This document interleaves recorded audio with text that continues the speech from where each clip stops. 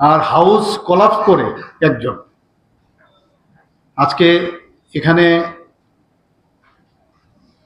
যে all party meeting আজকে আমরা এখানে ডেকেছি, আমাদের মাননীয় এলওপি সাহেবও ছিলেন, বিধায়ক ছিলেন, আমাদের পার্টির থেকে আরম্ভ করে অন্যান্য পার্টির সমস্ত প্রতিনিধিরা এখানে উপস্থিত ছিলেন। এইসব বিষয় নিয়ে আজকে এখানে আলোচনা। আজকের তারিখে পরিস্থিতি কি সেই বিষয়ে ওনাদেরকে প্রথমে আমি অবগত করেছি।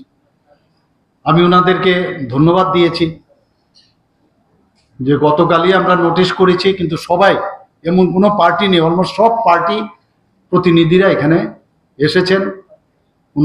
ওনারা ওনাদের মূল্যবান পরামর্শ আমাদের দিয়েছেন। ওনারা বলেছেন যে এইরকম ক্রাইসিস পিরিয়ডে আমরা সবাই এক হয়ে আমরা কাজ করব।